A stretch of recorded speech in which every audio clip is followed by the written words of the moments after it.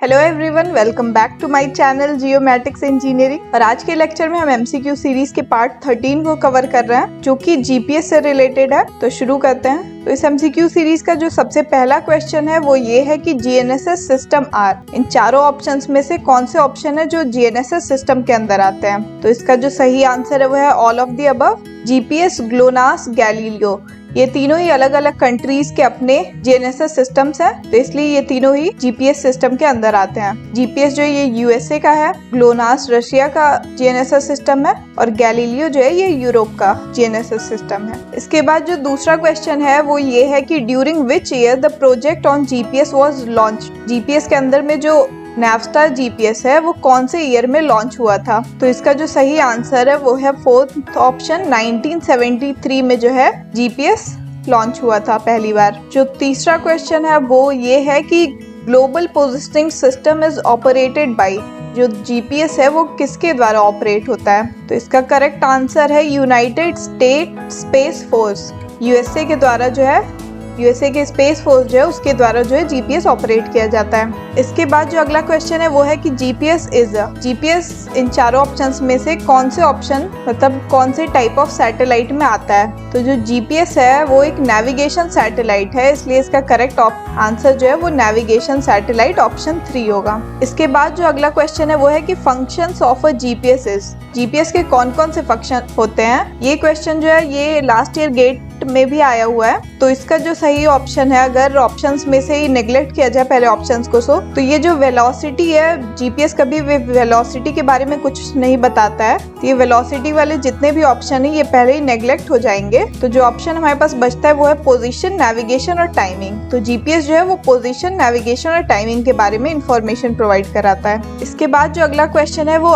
IRNSS है, ये India की सैटेलाइट है। तो IRNSS जो है वो का जो कवरेज एरिया है वो कौन से कवरेज एरिया में आता है, मतलब कौन से टाइप ऑफ सैटेलाइट है कवरेज के क्षेत्र में। तो इसका जो करेक्ट ऑप्शन है वो है रीजनल सैटेलाइट। अगर इसको एक्सपैंड भी कर, IRNSS जो है ये Indian regional navigation satellite system है, R फॉर रीजनल, इससे भी आप गेस कर सकते हैं। तो ये जो है ये इंडिया वाले क्षेत्र को तो कवर करता ही है और इसके अगल बगल जो 1500 स्क्वायर किलोमीटर का एरिया में और नेटवर्क्स प्रोवाइड कराता है। इसके बाद जो अगला क्वेश्चन है वो है कि receiver at GPS calculates the self time and position based on the receive data from the different. GPS में जो रिसीवर्स लगे रहते हैं उनको उनकी टाइम और पोजीशन का पता किसके थ्रू चलता है। तो जो जीपीएस के रिसीवर्स होते हैं उनको सैटेलाइट्स के थ्रू उनके टाइमिंग और पोजीशन का पता चलता है। अगला क्वेश्चन जो है वो है dash is present on the satellites of GPS to contribute the accurate time information. तो इसका जो करेक्ट ऑप्शन है वो है एटॉमिक क्लॉक।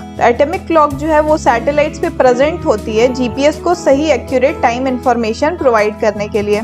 इसके बाद अगला क्वेश्चन है कि Galileo system for navigation is operated by. Galileo system जो है, गैलीलियो जीएनएसएस सिस्टम, ये किसके द्वारा ऑपरेट किया जाता है। इसके बारे में मैंने इसी लेक्चर में हमने अभी पहला दूसरा जो एमसीक्यू किया था उसी में बात की थी। तो गैलीलियो जो है ये यूरोप का जीएनएसएस सिस्टम है और इसके द्वारा ही ऑपरेट किया जाता है। इसके बाद अगला क्वेश्चन है कि compass satellite system of navigation is operated under which government. तो इसका जो करेक्ट आंसर है वो है C फॉर कंपास और C फॉर चाइना। तो चाइनीज गवर्नमेंट के द्वारा जो है कंपास सैटेलाइट सिस्टम को ऑपरेट किया जाता है। इसके बाद जो अगला क्वेश्चन है वो है the mathematical principle involved in GPS. GPS कौन से प्रिंसिपल पे वर्क करता है। तो इसका जो करेक्ट आंसर है वो है ट्राइलैटरेशन। तो जीपीएस जो है वो ट्राइलैटरेशन के प्रिंसिपल पे वर्क करता है। तो आज के एमसीक्यू सीरीज में बस इतने ही सवाल हैं जो कि सारे जीपीएस से रिलेटेड थे। और अगर आप सबने अभी तक जीपीएस वाला लेक्चर नहीं देखा है तो उसकी लिंक मैं डिस्क्रिप्शन में प्रोवाइड कर दूंगी, जो कि पार्ट A के टॉपिक से रिलेटेड है